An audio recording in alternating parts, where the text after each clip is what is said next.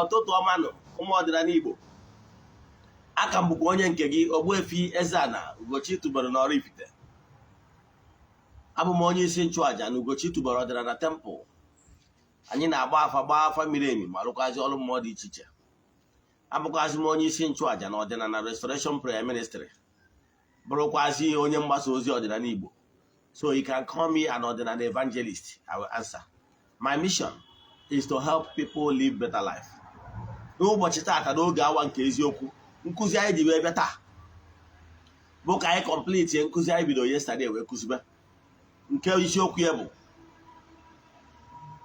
what you must not ignore when you see them in dreams. Signs you must not ignore when you see them in dreams. Ihe ọ pụtara n'onu Igbo bụ ihe ọ ga-abụ ọ bụrụ na ị na-afụ na nlọ ịgbakwa na nkịtị, maka na ọ gbara nkịtị kwere ekwe. Ọ bụrụ na ịfụ ihe ndị a na-achọ ịkọwa taa na nlọ, were ọsọ were ije mee ihe ị kwesịrị ime, maka na ogo gburu ọ ntị chiri ya. Ga-abụ ihe ya ama. Mana bifo anyị gaba n'iru, ọkwa dị mkpa echefuna na aja anyị na-achụ kwa ọnwa nke ọnwa Ọgọst na-aga n'iru n'ọta ka anyị ga-achịkọta ya. So ndị niile na-esonyere na aja a, mmesịa program anyị jekọ na temple jee chụọ aja ụtụtụ. Mmesịa program a now anyị na-eje na mmiri straight ije chụọ aja, chụọrọ ndị mmiri aja mere ha saraka. Anyị gbagọtazie n'elu ala bịa chụọ aja ndị ọzọ anyị ga-achụ to entities of powers nọ na temple. Achụcha ya achụ aja ebu wee mee saraka. Yes, ndị niile na-esonye na aja only ọsọ ha ga-enweta ihe onyonyo ya bụ ihe ndị a ngosiri anyị ga-emeta. Ịma na anyị ada na-esho ihu ọrụ na social media maka ọ dịrọ necessary. So ọ bụrụ na isonye na aja, sorry, ime nweta ya. Yes, aja bụ aja mbụ n'elu, aja ịpụta ihe, aja esigoro na ya bunye ọtụtụ ndị mmadụ elu, ma ndị nọ n'oru ma ndị nọ n'Igbo. Distance abụrụ ebara ya n'ọrụ mmụ anyị na-alụ maọbụ n'afọ anyị na-agba. Ndị na-esonye bụ na aja amadịgo ka esi eme ya, mana maka gị bụ onye ọfụ ihe ị ga-eme we forward ya 3 prayer requests. You make donation token to the account number. Ịchachi m na WhatsApp agwazie m other details I need from you in order to book you. Send the message na WhatsApp number. Ọ bụrụ na m epikiri my PA will pick it. Yes. Ma ọ bụ kpọọ ya akpọ ma ọ bụ send the message, WhatsApp message. 0813 8243 871. I repeat, 0813 8243 871. Ka anyị gabazie n'iru na nkụzi anyị ji bịa. Ọ bụrụ na ị laikiri nkụzi ị na-anụ taa, na ị na-awọchị anyị site n'Eziokwu TV, mana ị chọrọ ka ị riwọchị anyị ọzọ ma ọ bụ ka ị shegharịa mmadụ, jee na ma YouTube channel Ogbuefi Eze-Ana Ugochi tubelu na Oraifite.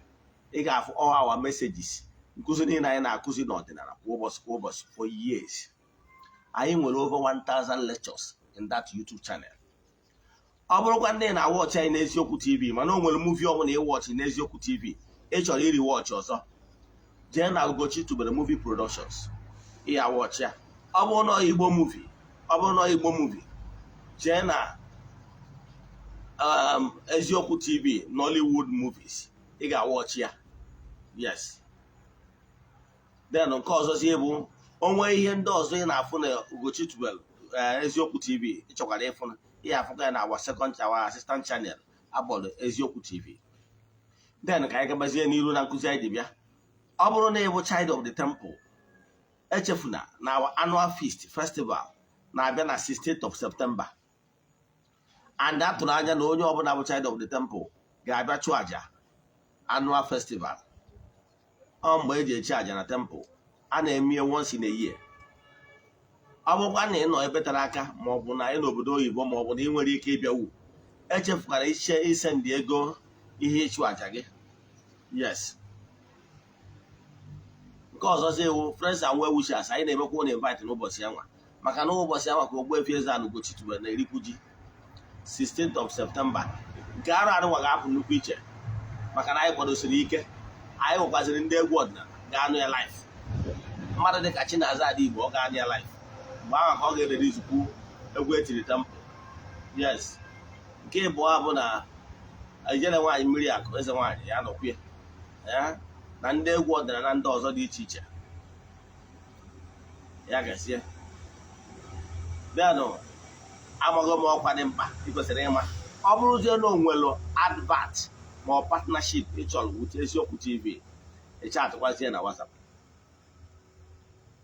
ya gazie. Anyị na-akọva mmemme ọbụla bụ mmemme ọdịnala. Anyị gabazie n'iru.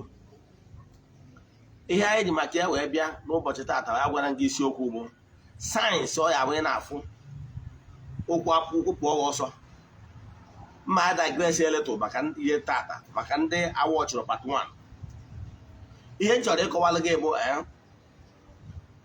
na mmadụ na-alọ nlọ.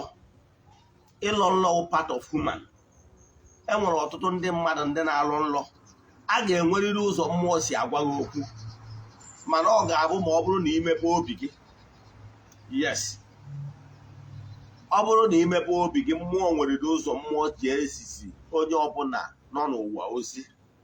Ka o si ezi gị nwere ike ịdị iche na etu o si esi mụnwa, maka na ịma na o nwere ndị bụ ndị ọka nlọ, o nwere ndị bụ na nlọ ka eji egosikarị ha ihe, nwee ndị bụ na ihe a na-egosi ha bụrụ na nlọ. Yes.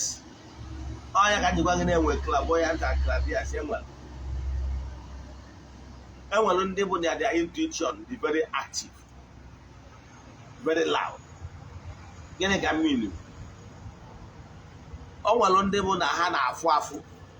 Ọ ga-anọ na broad daylight, ọmụ anya mmụọ abakwuchie. Enwere ndị na-afụ ya vision. Onwe ndị nke ha dị like that. Ha na-akpa nkata one on one, ọ na-afụ mmụọ nyere ya na-akpa nkata. Mmadụ bataba before mmadụ a na-akụ aka n'ọrụ, mmụọ agwa gị ka ọ dị ụbọchị ọdọ, mmụọ a na-erie. O nwere what you don't know is only a mystery. Yes. So now ọ gwara ndị na-enwe ihe a na-akpọ trance. ya ndị a na-enwe ihe na-akpọ trance bụ ndị bụ na ha na-abụ anọgide etu o nwere ike during meditation ma ọ during quiet time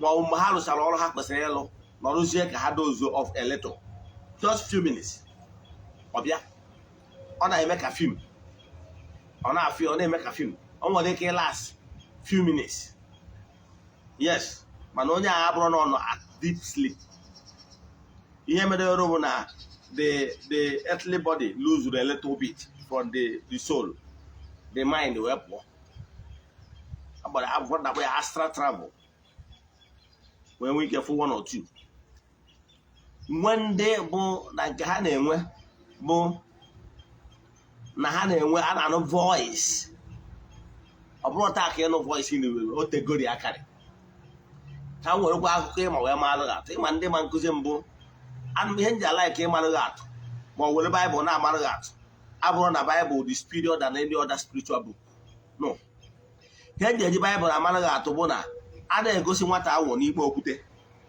a na-emetụrụ ya aka maka na awụ na okwute yiri so m eji ihe ịma wee malụ gị atụ ọ bara uru na na-ekwu oduru other spiritual books which you have not read. It doesn't make sense. So m eji ihe ịma wee maa atụ na nna amara gị atụ abụrụ na Bible dị superior than others no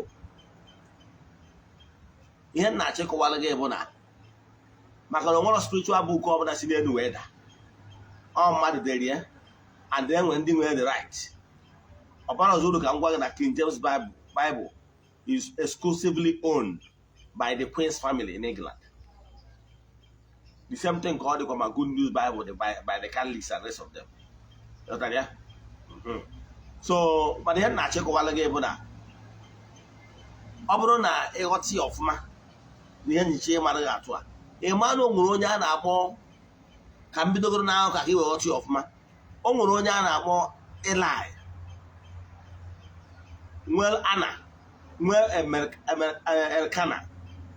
This Elkana bụ story dị na ancient book Old Testament. Elkana bụ nwoke onye nchụaja ọ nụrụ nwaanyị na-abụ mana onye anyị nke bụ a na-akpọ Ana ọ mụtara nwa mana di ya fụrụ afọ ya n'anya nke ukwuu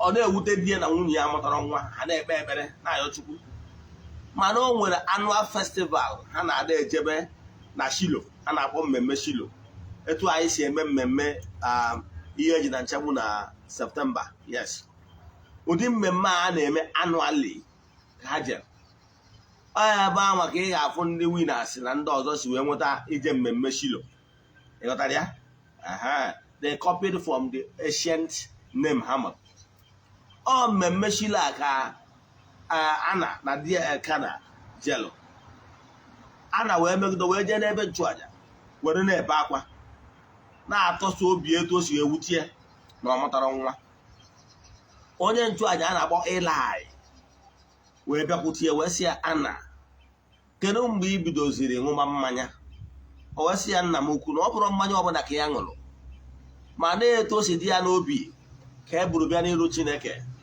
ka e dọwa obi n'iru Chineke akụkọ a na-akọ ị ga-elota onye a na-akpọ Prophetess Helen Nkume o ji wee gụọ egwu ma anyị dị n'ụmụazị na 80s ịghọtara ya o wee bụrụ na ihe nna achịkọwala gị bụ na ele anya wee nee ya anya wee sị ya wee fụzie na ihe ọ na-ekwu nọ na mwute ka ọ nọ na ọ bụrụ mmanya ka ọ ṅụrụ o wee sị ya nwaanyị ngwa na n'udo ka Chineke mezuoro gị ihe niile yọrọ ya o wee naluo ya na di ya wee mekọ dị ka di na nwunye o wee dị ime wee mụọ nwa ahụ wee baa ya Samuel.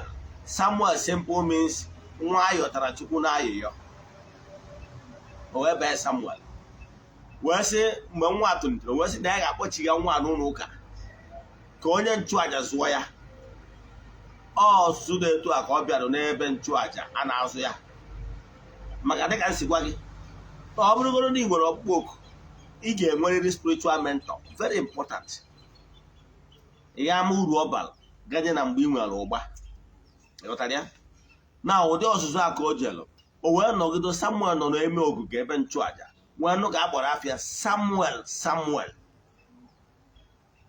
o wee sị kụrụ onye na-akpụ ya nọọsụ ya na nna ya ukwu bụ Eli wee nọ na tempụl a o wee jewe ebe ahụ wee sị ya nna m ukwu kpọrọ m Eli wee sị ya Samuel akpọghị gị Samuel wee pụkwa ọ nọkwa ebe ọ na-egwu egwu emegidekwa ọnụkwa nne m ga-akpọkwana ya Samuel o wee jekwukwa nna ya ukwu bụ Eli si ya nna m ukwu kpọrọ m nna ya ukwu wee sị ya kpọrọ ya mana o metụrụ nna ya ukwu n'obi dịka onye nchụaja ọ maragoro mmụọ na-akpọ ya okwu o wee sị ya Samuel ọ bụrụ na onu a na-akpọ gị kpọọ gị ọzọ gị sị ya kwube nwa odibo gị na-ege ntị kwube nwa odibo gị na-ege ntị Samuel wee pụkwazi ọzọ onu a wee kpọọ ya for the third time o wee sị ya kwube nwa odibo gị na-ege ntị ewee zie Samuel ozi ịghọtara ya maka na ozi ọbụla a ga-ezi gị ị ga-afụ mmụọ ga-adịrịrị sure na ipele attention mmụọ n'anya fụ na ipele attention na ịdị ready for that message will not be given to you ịghọtara ya yes so ọnya ka o ji dị mkpa na ị ga na-adị very detail na-epe attention to ozi ọbụla a chọrọ izi gị mmụọ ọbụla mmụọ gbọrọ gị okwu i respond properly kwube nwa odibo gị na-ege ntị ka ezi ego ozi o nwere ndị a na-ezi ozi site n'ịkpọ ha oku ndị na-anụ voice akpọọ ya oku mmụọ abịa ọkpọọ gị afa gị ọkpọọ gị afọ ọkpọọ gị nwa onye bụ kpọọ gị afa nna gị ọkpọcha gị afa gị ọgwa gị zie gị ozi iduzie correlation of with time o nwere ike ịgwa gị afọ ya o nwere ndị ọ na-emetụ ahụ nwee ndị nke ha bụ na nlọ taa achọrọ m ifesi ndị nke ha bụ na nlọ nwee na-achịkọwala gị nwekwa ndị a na-akpọ intuition ndị a na-agwa okwu n'ime obi ha that voice ahụ esi na ọ dị very tiny I can tell you na o nwere ndị zugolu nke ha dịzie louder a little bit louder and mgbe ọnwụ na mmụọ a gwara gị okwu they obey and ịma na ndị Igbo na-atụ ilu na onye agwalụ kwe afụkwa ọzọ agwụ ya mmụọ a marụ na ọ na-agba ọgwa gị okwu n'ihi na akabarụ mee ya Chinefe ọ gara agwa motet onye agbata anyị nwere ike ịfụ onye nọ one place anọgide intuition abịagwu ya n'obi ya si ebe a binye ya si ebe a binye ya si ebe a binye o si ya n'ebe a binye na gbabie ọ bụrụ oge ị nwere ike ịnụ na o nwere ndị n'ori bịara ebe ahụ ma ọ bụ ndị ntọ mmadụ bịara dị ya abịazi ebe a ma afụ ya na-asị ọkwa fụrụ onye ebe a kịta na-afụrụ ya nọ ya bụ na omere disapia ịghọtara ya omere disapia kama na ọdụ na mmụọ dị n'ime akụ gị na ahụ ya pụọ anụ ozugbo ihe mee ọ dị adị so ihe m na-achịkọwala gị bụ ọ bụrụ na ị na-alọ nlọ ngwa gị na nlọ ọ bụ natural thing wee sị gị na ihe na-eme ka mmadụ lọọ nlọ bụ na-enwere ụtụ ụtụ esi mekiri mmadụ the spiritual you and their physical you the physical you and their spiritual you nọ in bonding ọnya ka iji ga-eka dị ndụ na ndị dị ndụ the physical radiation si n'ahụ gị na magnet spiritual radiation si na mmụọ gị ha na-ewe nọrọ onye abụla dị ndụ ọ bụrụ for any reason na o nwere ihe ọbụla bịa mee the spiritual radiation maọbụ ya bodily radiation arụghị adịghị function uzi ọfụma maybe through ọrịa or maybe through accident ịmara mmadụ nwee accident o nwere ebe onye ahụ ga-adị badly injured the blood will not be able to circulate and ihe ọ pụtara na dị ahụ ya adịghị arụ ọrụ ọfụma if something urgent something urgent the body will not be able to radiate enough current in order to firm the spirit back to the body. Therefore, the spirit will go back, will leave the person. So ihe ọ pụtara bụ na the body radiation must be strong enough to hold the spiritual vibration. So ihe m na-achịkọwala gị bụ na mgbe ọ bụla ụdị ihe na-eto ha mere ịma na-ahụ na mkpụrụ obi ka nọ mana mgbe ọ bụla mmadụ na-arahụ ụra the spirit na-elive onye anwa nwa obere yes ọnya ka iduela ahụ ụra ọ bụrụ na kọmputa anyị na-akpụ ya hibernating bụ mgbe ị presịrị bọtịn na kọmputa adịrọ dị fully on the screen ya adị blank mana the laptop ma kọmputa ka dị on in that state ọ bụrụ na kọmputa nọ na state of hibernating ị maa na kọmputa gara consume less battery ịghọtara ya maka na ọ dịrọ fully on. Etu ahụ ka ọ dị gị nwa onye na-alahụ ụra, you are not fully on. Onye batara ebe ị na-alahụ ụra na bed gị, mmadụ wee gị bịa were ihe ị dewere ebe a pụọ ịma ama, maka na ịdịrọ fully alert, ịdịrọ fully on. ịghọtara ya maka na ịdịrọ fully on. So mgbe ọnwụ na o mere etu a, ọ maka na ị na-alahụ ụra, and ihe batara na ị nọ na total consciousness, need awake to total consciousness, bụ maka ihe na ya spirit pụrụ obere. Yes, mana ọ ka dịkwa connected with the body, mana ọ na spirit gị nwụtụrụ wee nwee ike, ọ na steeti ya ka ọ na-awụ spirit mmadụ pụọ. Onye a nwere ike mee ihe a na-akpa astral travel, ma ọ bụ be able to see what is happening in the other divine, in the spiritual world. ịghọtara ya onye a nwere ike inwe be able to feel, maka na ọ nọrọzi na anụ ahụ. The spirit adịgo a little bit detached from the body, mana all the body na draw the spirit down to this earth. Mana once that body is sleeping, the spirit nwere ike ime obere travel wee fụ ihe na-emegasị na ana mmụọ. Ọ ihe anwa na-eme na ana mmụọ ka mmụọ na-ewetara gị na ana ndị dị ndụ. ịghọtara ya? So when na-akọwalụ ndị mmadụ na before ihe ọbụla eme na this gross material world, this world ị na-afụ anya, na o burugodi ụzọ mee na ana mmụọ. Yes, onye ka anyị wee sị gị na spiritual na control physical. O nwere ahụ story m kọrọ yesterday, ụfọdụ ndị mmadụ epikiri ya. Yes, maka na anyị nwere network issue na phone. Ka m kọọrụ that story, eji m maka akụkọ mere n'ime ndụ m, akụkọ mere eme. Akọwara m gị sị na o nwere ihe mere n'ime ndụ m. Yes, ihe a mere na the year 2002 ka ihe a mere. Yes, mba 2003, okay, 2002 ka o mere. 2002 ahụ abụ I was very successful or very early in life. Man na-agwa ihe enwego m Polanton Integrated Limited, company na-agba borehole. Mana to cut the whole story short, maka na ama nnọọ ndị nọrọ ya. O wee bụrụ na m bujere my workers chemical n'ebe anyị na-alụ ụlọ a na-akpọ ndị owu side Oko. Chemical a ka m bujechara ha on a broad light around after 12. I gave them the materials. In the side they can now my house. Then I went on Onitsha. My office did Onitsha Owerri Road 105 Onitsha Owerri Road then, all first floor. Now, whenever na anazi we put na Igbo Ukwu, obi we gwa na metiri okwo seat belt. We were seat belt we cross so. We na abatazi oke etiti. Ya chi Igbo oke etiti ka na abatazi. Ihe mfuru obu a kind of darkness cover my motor. To story to cut the whole story. Mbia buru ụzọ mbia nwee accident. Moto somersault or 3 times, mana nwere ihe mere mana moto 3 dey tiri. Mana enyi okowara gị ihe abụ na-eburugo ụzọ igosi m ihe a na nlọ. Mana but I was told na nwere ihe ga-eme m. But one mgbe m na-eme expect no that road, because that road then na adị lonely or na-adị busy. Ụzọ adịsị ọdụ mma sef. Ọ bụrụ a road ị nwere ike ịgbawo like 100 km, no. All road ị nwere ike na-agba 60, 40, 60. Of road is very good like that. So yeah, man, but my life was saved. It was babu nyana lo. We go yesterday. We call mbosi mfuru onwe m ihe mere na ndụ m na 2000. Nke accident ya mere na 2003. While nke nna mere 2002.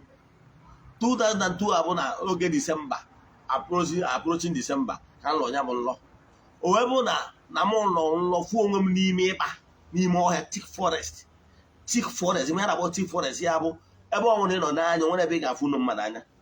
I find myself abịa na senti aka ọ tụrụ ahịhịa dị na ya, ọ dị ka asị nọ mbara obodo, mana ụzọ niile gbara okirikiri with thick forest. So I was looking at ka mmanụ ebe m esi wee pụ na ya bụ ọfịa, nwere ebe m fụ nje side ya nwa ọdụ eni thick sign ga-egosi na mmadụ esighị ebe a wee gaa. Gakwa side ya etu aka si gagodo wee gaa right around that forest. Enwere ụzọ mmesi wee ya mbido bewe akwa aka m na-ebezi wee teta ihe ntetara anya mmiri na-apụ n'anya. Tụtara ya. So mana ozugbo ihe a mechara, ihe ọ pụtara mgbe a na-atụchukwu ụzọ m na mmụọ, mana asị ka nli ga-enwere ihe mmewu ihe a kụziri anyị mgbe anyị so na ndị asịsị as a church Catholic, you are not even permitted to be going to ministries. Mgbe a na-agwa gị 80s ministries adọrọ 80s 2000 early 2000 ministries adọrọ da mgbe e nwere ihe nwere oge ahụ either Fadede ma ọ bụ Mbaka adoration, mana church Catholics don't go to ministries. Ụdị Catholic ndị agwa gị ya wee kwuo na anyị nwabụ ndị a na-eyi nnukwu scapular n'afọ. Yes, anyị nwabụ ndị otu merie asị otu senti asị ave asị Maria, ndị a na-awasị otu dịrị Jesu asị na ndị ebe anyị nwa. So ụmụ ihe niile anwa ihe anyị nwere ike imewu mgbe ahụ bụ ije na chapel etu esi kụziri anyị ma ọ kpee ịfụ ndị a na-ekpe 15 decades of rosary or 60 decades of rosary every day anyị nwa. Ịghọtara ya? Ekpego m rosary jee na chapel. Ịfụ ndị a na-eje morning mass ụtụtụ ọbụla bido January to December anyị nwa. So etu ahụ emego m etu nsi wee malụ, mana ọ bụrụ na ọkịta ama m ihe m ga-eme to revert it. Yes, it won't happen. Maka na ihe eji gosi m ihe a na mmụọ ka mmadụ ihe na-eme so that I will be able to act fast. Mana ana m achọ ịgwa gị na ọ bụrụ ihe ọbụla bụ ka a na-ekpe ekpere ya. Ịghọtago? O nwere ụfọdụ ihe ga-agba ọnọ n'ụzọ gị, ị ga-alụrịrị ọrụ wee gbaa onwe. Ọ ihe m kọwara yesterday. Ịghọtara ya? Wee gwakwa gị ebe na o nwere ebe Jizọs gbara onwe, ebe ahụ ọ fụrụ onye chi ahụ si na onye a wee sị ya gịnị mere, wee sị ya na ha abụ igwe nọrọ n'ime onye ahụ na ha abụ unclean spirit. O wee sị na onye ahụ unu ji ga-ezuru ya mba ngwụrụ banye n'ime igwe ezi. Ama ndị ndigo story ha banye n'ime igwe ezi, ha wee banye n'ime igwe ezi nụrụ igwe ezi niile wee jee na mmiri gbagbuo ha ncha. O jiri gị ụmụ ezi a wee gbaa onye anwa ndụ onye anwa onwe. So ha na-agba onwe n'ọdịnala Igbo. So o nwere ihe ya dị n'ime ndụ gị, ọ bụrụ cast and bind. Ọ bụrụ na ọ bụ cast and bind, the rabbi Jesus would have said, onye I cast you, I bind you, ma ọ bụ go behind me. No, o nwere some cases, ọ bụ some cases niile ka ị ga-eji ike okwu ọnụ wee mebi. O nwere nke ya bụ ikwuchagoro ike okwu ọnụ ọ na-eme gị, ị ga-atụrịrị aja. Ịghọtara ya? O nwere ụtọ ihe ndị like ọdịnala Igbo na ọdịnala Igbo gbara mkpe na anyị na-eyuzu ike okwu ọnụ na-eyuzu ike aja. Onye bụ advantage ọdịnala Igbo nwere karịa okpukpere niile ndị ọzọ. Ịghọtara ya? Ọdịnala anyị na-ekwupi okwu na-agba onwe, ọ bụrụ nke anyị eji n'ikwupi okwu. Onye batara ministrị m na anyị nwere ministrị ebe anyị na-ekwupi okwu isi ndị mmadụ. Then nwekwa ngalaba ebe anyị na-achụ aja.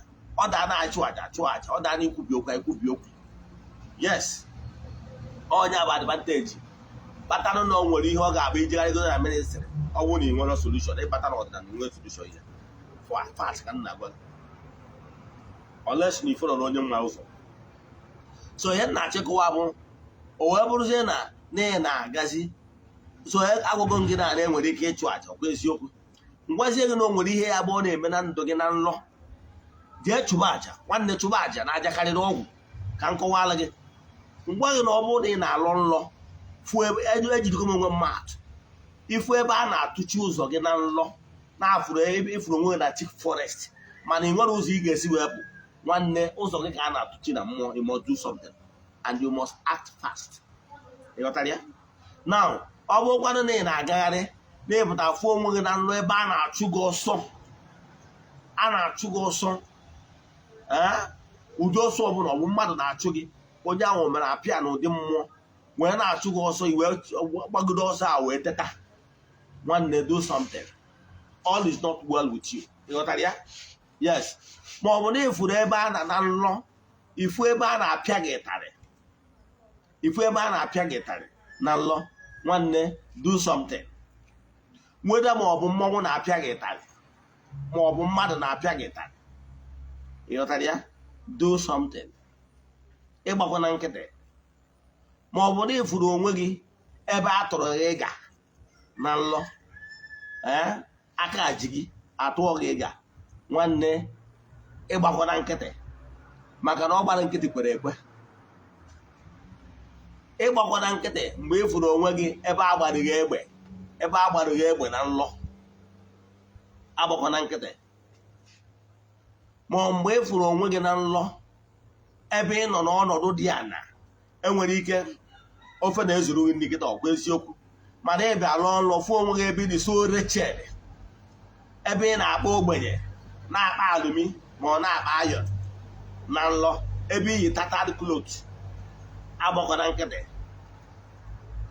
ma ọ bụ na ị na-alọ nlọ na-afụ onwe gị ebe ị na-ayị ala, ịtara ya yiri akwa ndị ala na nlọ agbakọ na nkịtị, ma ọ bụ na ifuru onwe gị na nlọ ebe ị nọ yiri akwa adịrọ ọcha, mmadụ kpọọ gị onye ala agbakọ na nkịtị,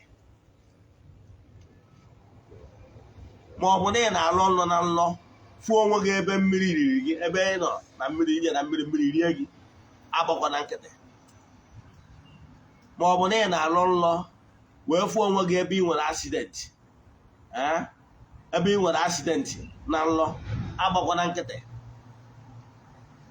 ma ọ bụ na ị na-alọ nlọ fụ ebe ị nwụrụ anwụ na nlọ, ebe ị nwụrụ anwụ na nlọ agbakọ na nkịtị, ma ọ bụ na ị na-alọ nlọ ebe ọ na-agba eruo ihe ị na-afụ onwe gị mụ in the midst of the dead people, ndị nwụrụ anwụ abụ na nkịtị, ma ọ bụ na ị na-afụ onwe gị oge ọbụla ebe ị ga-afụ onwe ọ bụrụ ya dead brother, dead grandfather, dead mother, oge ọbụla ka ị na-afụ ya na nlọ, oge ọbụla ọ bụrụ ọgwanụ na o nwere ezigbo ozi ha bịara ịbịazi gị.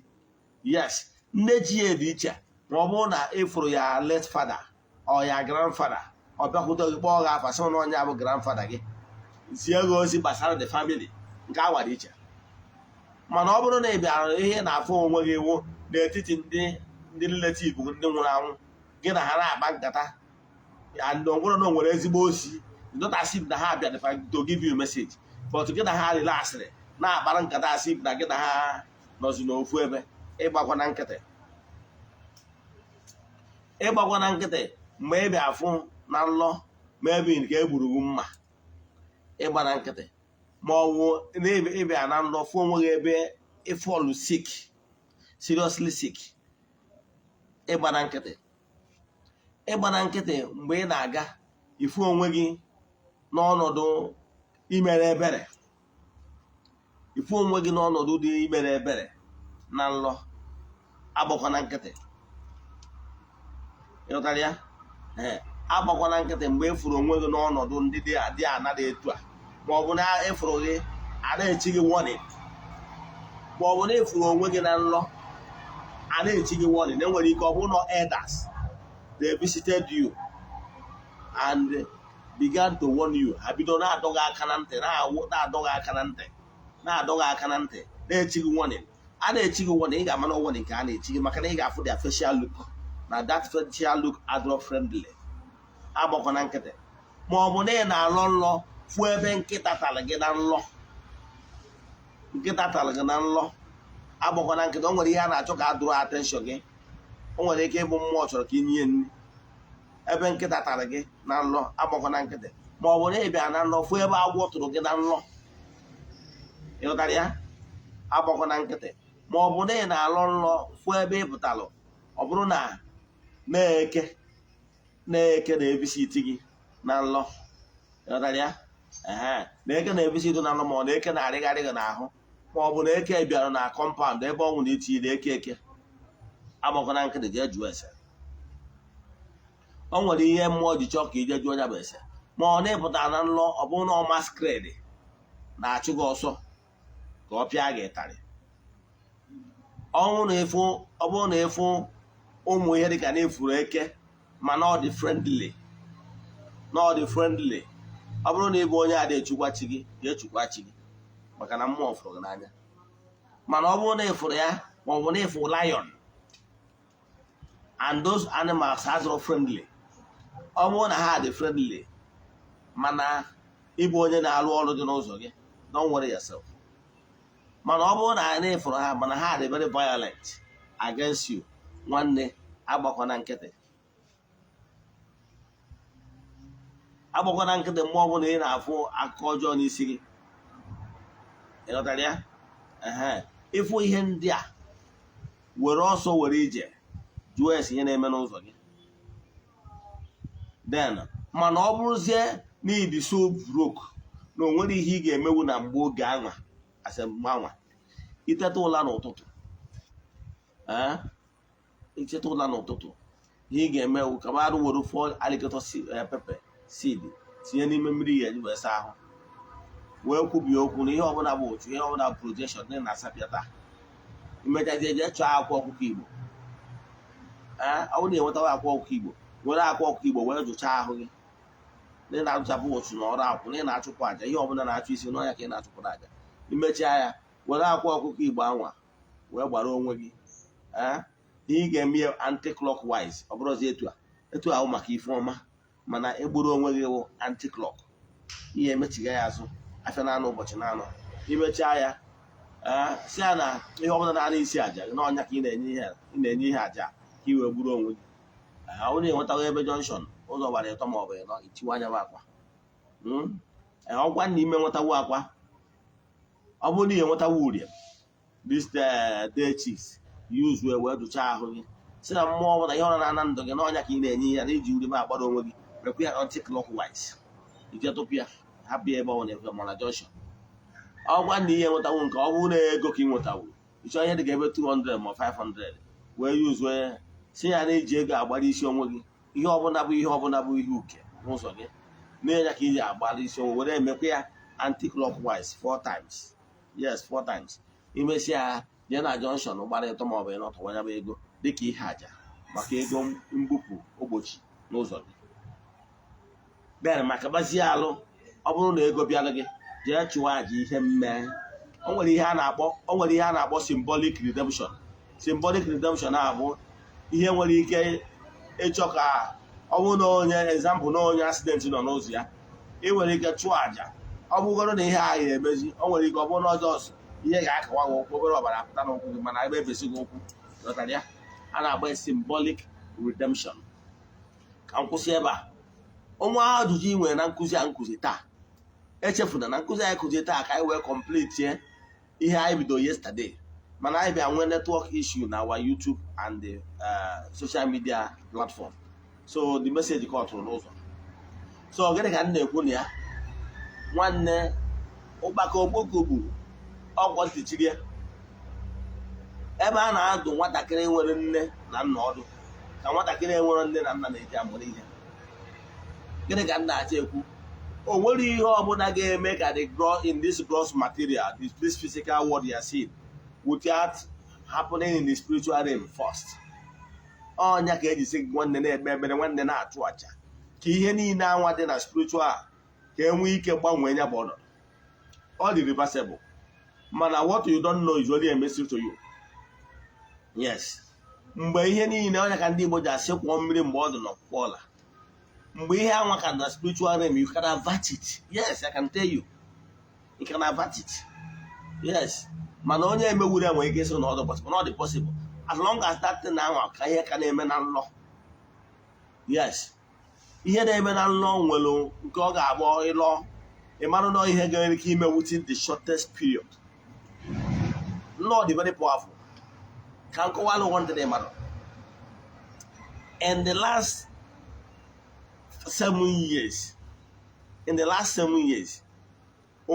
8 years 10 years ago o nwere mgbe m bụ n'obi na m chọrọ ịlụ ụlọ elu na this my father's compound ụmụ ihe nketa m eburu m ya n'obi yes last 7 years yes you heard me correctly 7 years ago because that time eriri m richaa m rie m front and back na the change ịmarụ ndị anwa ndị brọda anwa na-abụ abịa na meeting ụmụnna ihe ma ọnwa ụtụ anyị atụ na-ejewalugo ha bata Christmas ha dị ala ike eme ngo wuchi bịa ụmụnna yes maka na a na-eweghasị ndị isi na aja ndị amaghị Chukwu ịghọtara ya ịwa so mbịagoro beri at that time kpamkpamkpam fụ na ndị nna-acha bifo ihe na-ajụ ese m anago ịghọtara ya so I don't want to mingle with my people because ha amaghị Chukwu so that is the mindset then so to the extent na mụ nwere onwe m abụ onye Oraifite mana ejere mgbaana ebe ọzọ when I was in Abuja I was doing very well nje gbaana n'ebe ọzọ yes anaghị mgbara ebe ọzọ bụ another town a na-akpọ Ojoto ọ dịkwa close to Oraifite anyway nje gbaana na Ojoto Anambra na Ojoto agbara m almost about 2 plots there. Ebe a ka m mere foundation ụlọ elu. So mgbe ahụ gbasara na anwa ka m pụtara one day wee fụ my present compound be nna m na nlọ. Mgbe m fụrụ isi my be nna m na nlọ, mfụzie ka ebe niile si wee masịa mma, well fenced and a duplex ya etu ọ dị kịta. So meghezie, but originally that be nna m ahụ agbabụrụ m ya face. Yes, agbabụrụ m ya face. Enwere bungalow dị ebe anyway. So I'm na-agba na fence, mmadụ na-agafe na our street, mma na-afịa onye aga na-afụ na outside.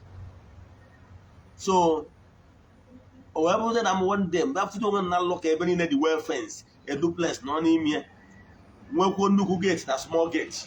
So meghee obere gate ka m pụtazie fụ ka some of my aunties, that is ndị ụmụ nwaanyị nọkwa na village anyị, mmadụ na-abụ na-akpa nkata na-agafe in front of my house. They have brought themselves na harass hey na if one know ka be this man. They mentioned my late father's name because my father won't go. They mentioned my late father's name. Hey, now I did not ask na my father Enyobi Kadendo week of food they They are just saying it out of happiness. Na half on a buy changes the change abazie fence, you know, don't get a more duplex in me. So they were happy, you know. But how they put it to her, not the guy say my father won't confident a beer, madam. They are just discussing it. Me was of fa. You go? Madam man, we and Tata no Toto. That was about 8 years ago. I wouldn't hear word because I said, I won't labor. No, man, imagine. One of the kinds we ever know be a malu, na ben na more fence, more even though I just abandoned everything there. You know, it was a yes, go on brother, yes. It was a boss and a ben naggy. I'm on a small of your border. You will border a charismatic. You know, Lagos, they do the in Abuja, they do the. When was the last time you visited Ben Naggy? Oh, yeah, really. Every year from the back. Sorry, Eddie could Mumba. Manana tagon na benam. So odi dia ga eri Mumbawa. So name no nworo mbata Abuja agba nom no Ojoto agba Christmas na wa. Onwe ya eme no mu na be ja zocho okwu anawa na rie. E ghọtara ya? So memo mgba ase bụ na abata enwe mega park ya moto na Onitsha. Were okwu moto ọzọ dị gbazie moto ọma wee bata n'ụlọ. Ka a ghara ịma. Asị na agụ na agụ. E ghọtara ya? So but na achekwala gị mgbe abụọ na-eriri m eri etu ahụ esiri gị na ka m ji aga akpọ nwanne m na tachiata be nna gị ọ m ya agwa gị. I'm talking out of experience.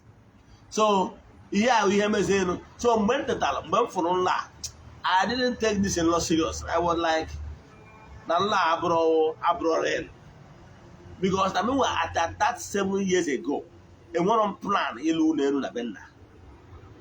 Aka m ekwenye that nlọ na ọ bụrụ na nla abụ n'ebe ahụ m kpara na Ojoto ka dị esi. But ọ bụrụ ebe a ka ekwesịrị.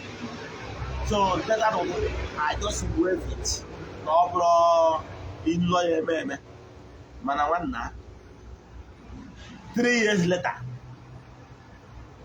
later ka mmụọ si wee kpụrụ m from Abuja bịa sụọ m ike be nna m. M jee n'ihu ọrụ m jee bido ọrụ. And mgbe m na-abịa ka m bịa bido ọrụ a, o nwere mgbe m bụ n'obi na ya bido at that point in time what I value so much has been mess. Wow, my marriage crashed. So for me, o nwere ka m si wee bụrụ n'obi n'ọrụ ha na nlọ. Ihe njikwetazi ewu nkweta Jona kwetara mgbe a gwara ya jee obodo Ninive. So out of one ihe nwere ike imewu na ike ka ike kpụrụziri m si Abuja bịa tụọ m ike be nna na-ekwu crush everything that iwu na mma abịazanya bụ maka na ọ nwere ndị mbe ọbụla ọmụnwa ga-ekwupi okwu n'isi ha udo obi wee dị. So at this point mmasị na there is nothing I can do again. Nkwetazie sizie ha oke na mma alụnya bụ ọrụ bido ọrụ ka esi wee lụnya bụ duplex ya nna agwa ka esi gbanyanwụ fensị ka esi wee lụnya bụ duplex ya nna agwa alụ dị under 1 year. I can tell you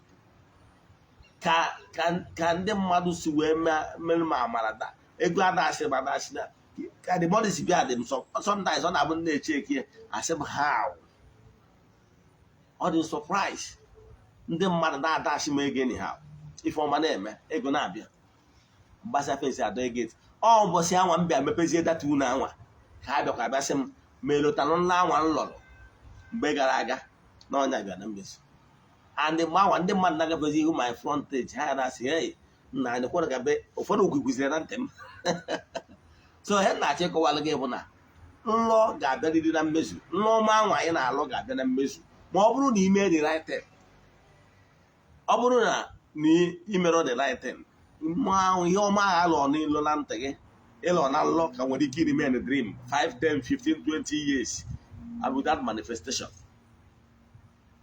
onwe mmụọ ọbụla ịlọrọ nlọ ọma